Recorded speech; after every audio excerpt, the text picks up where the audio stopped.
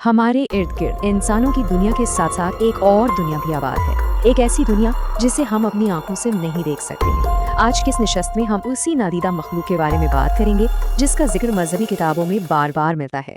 तो चलें सीधा इसी सवाल से शुरू करते हैं, क्या ये मुमकिन है कि हमारे बीच कोई और मखलूक भी रहती हो?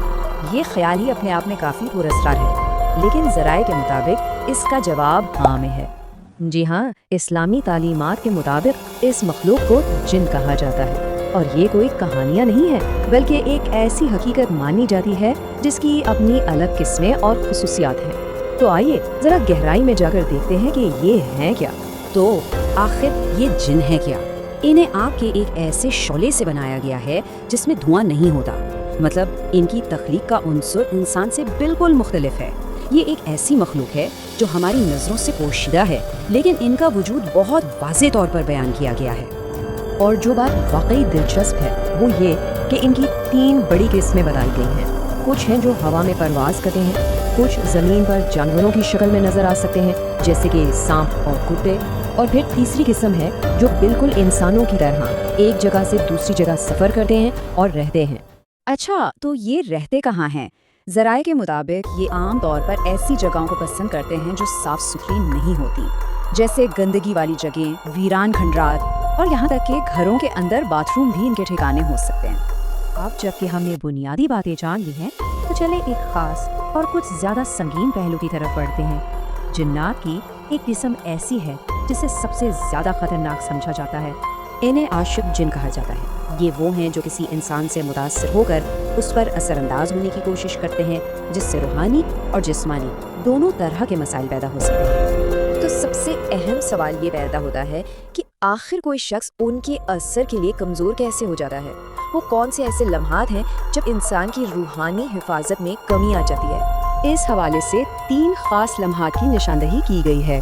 पहला, जब कोई दुआ पढ़े बगैर आईने के सामने खुद को बहुत सराहता है। दूसरा, तन्हाई में लापरवाही से रहना। और तीसरा और शायद सबसे अहम, अल्लाह के जिक्र से गाफिल हो जाना। और इसका नतीजा क्या निकलता है?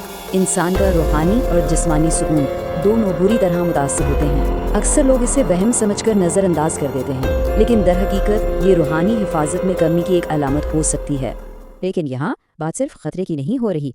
अच्छी खबर ये है कि इससे बचाव का तरीका बहुत वाज़ेह और आसान है। आइए अब हल की तरफ बढ़ते हैं और देखते हैं कि अपनी रूहानी ढाल कैसे मजबूत की जा सकती है। और सबसे अच्छी बात यह है कि इसके लिए किसी पेचीदा अमल की ज़रूरत नहीं है। ये हल हर एक के लिए है और इसे आसानी से रोज़मर्रा की ज़िंदगी का हिस्सा बनाया जा सकता है। चंद बहुत अहम अमाल: हर काम को बिस्मिल्लाह से शुरू करना, बाथरूम जाने से पहले मखसूस दुआ पढ़ना, रात को सोने से पहले आयतुल कुर्सी और आखिरी 4 सूरतों की तिलावत करना, और अपने घर में सूरतुल बकरा का विर्द करना। इस सब के पीछे उसूल बहुत सादा है। जहाँ अल्लाह का कलाम पढ़ा जाता है वहाँ मनफी या शैतानी कुव्वतें ठहर नहीं सकती। ये तिलावत एक हिफाजती हिसार की तरह काम करती है। तो अब हम इस पूरी गुफ्तगू के सबसे अहम नुक्ते पर पहुँच गए हैं। इन तमाम आमाल का जो मरकज़ है वही असल और सबसे मजबूत दिफा है, और वो है ये जुमला असल में पूरी बात का खुलासा है कि असल और हकीकी हिफाजत सिर्फ और सिर्फ अल्लाह को याद करने यानी उसके जिक्र में है। यही तमाम तरीकों की बुनियाद है। लिहाजा हतमी नतीजा ये निकलता है कि अल्लाह के जिक्र को अपनी ज़िंदगी का एक मुस्तकिल हिस्सा बना लेना ही हर किस्म के रूहानी और जिस्मानी नुकसान के खिलाफ सबसे मजबूत ढाल है।